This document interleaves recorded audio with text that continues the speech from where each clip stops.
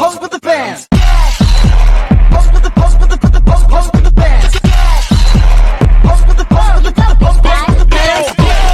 Pose with the bands. Pose with the bands. Perkenalkan, kami dari kelompok 2 kelas fase F3 SMA Negeri 1 Ayapura. Kami akan menampilkan sebuah drama yang berjudul Legenda Danau Toba. Selamat menyaksikan.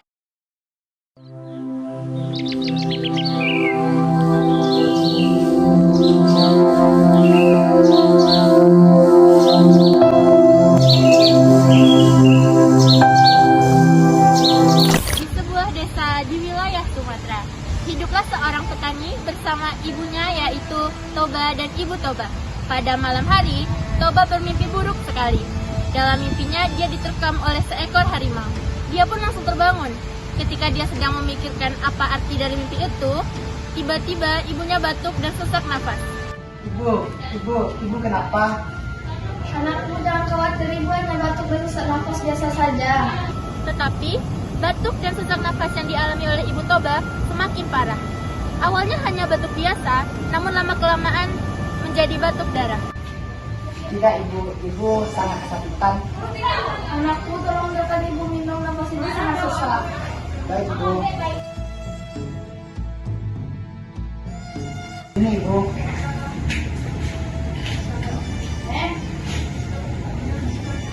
Anakku, ibu sudah tidak tahan lagi, mungkin akan ibu sudah dekat. Ibu jangan tinggalkan Toba sendiri ibu. Anakku, kamu harus bisa hidup tanpa ibu. Kamu kan kuat, kamu anak ibu yang paling berani. Hiduplah dengan baik. Kini, Toba hidup seorang diri dan rajin bekerja. Walaupun lahan pertaniannya tidak luas, di suatu pagi yang cerah, Toba pergi memancing di sungai. Mudah-mudahan aku mendapatkan ikan besar hari ini. Terima kasih Tuhan telah memberikan ikan yang besar ini dan indah sekali. Toba mencari kayu bakar untuk membakar ikan yang ditangkapnya hari ini. Ikannya pun dia simpan di dapur. Ketika ia sedang mencari kayu bakar, tiba-tiba ikan yang ditangkap oleh Toba berubah menjadi seorang gadis yang cantik jelita.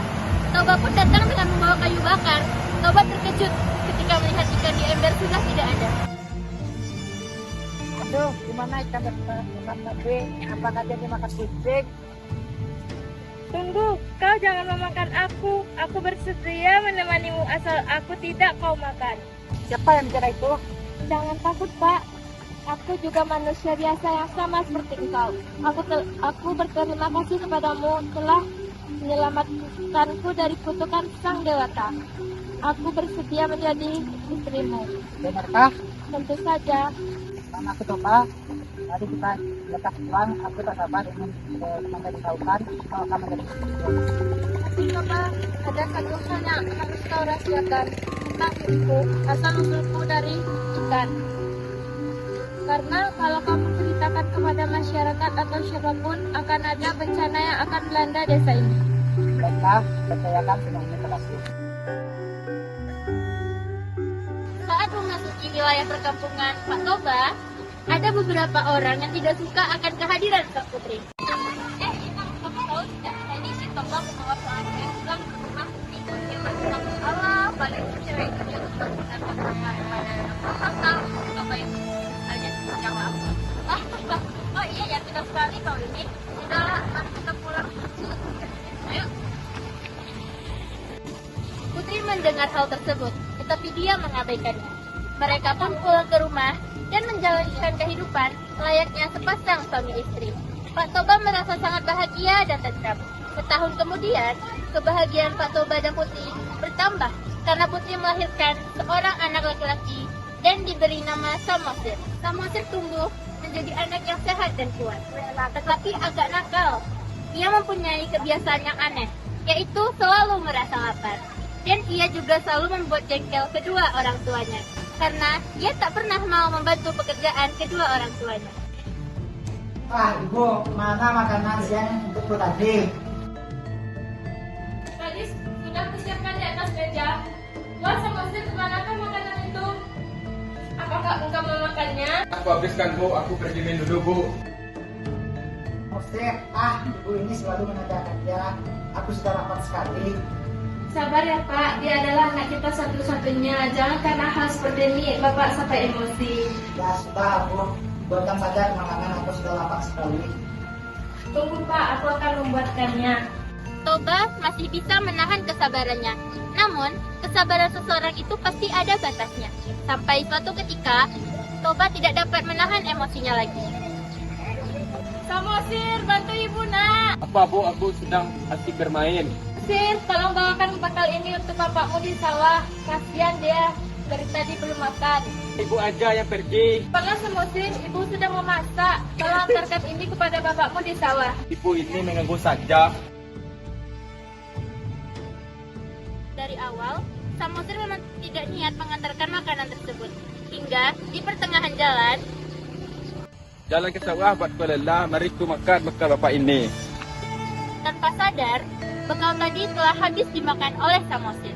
Lalu dengan perasaan tak bersalah, Samosir pun pulang dan melanjutkan permainannya.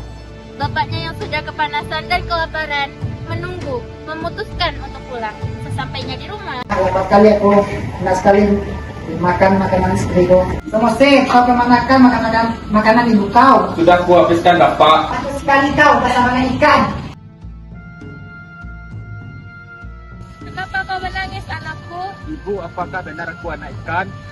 Siapa yang berkata kepadamu itu, nak? Jawab ibu, nak." Bapak yang memberitahuku. "Bapakmu benar, nak. Kau adalah seorang anak ikan. Sekarang kau jangan mempedulikan perkataan bapakmu itu. Segeralah ke bukit." Baik Bu. Tiba-tiba, ada suara yang muncul dari langit. Suamimu sudah melanggar janjinya. Sekarang kamu tidak bisa hidup di muka bumi ini. Kamu harus meninggalkan muka bumi ini. Kamu harus kembali ke tempat asalmu, yaitu ke sungai, kembali menjadi ikan. Kau tidak berhak lagi tinggal di sini. Cepatlah kau pergi ke sungai.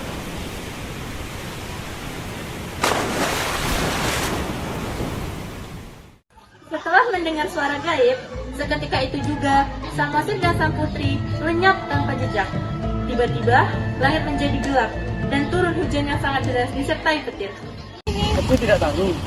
Tidak biasanya hujan deras seperti ini. Merasa ada bencana yang menimpa desa kita ini. Ya, ayo kita pergi ke tempat tinggi. Ayo. Semuanya telah dia. Ayo sungai ini mulai meluap. Akhir cerita. Setibanya putri di tepi sungai, mendadak langit menggelap, kilat menyambar disertai bunyi burung yang menggelegar. Putri kemudian melompat ke dalam sungai. Ia berubah menjadi seekor ikan besar lagi. Toba tak bisa menyelamatkan dirinya. Ia mati tenggelam oleh genangan air.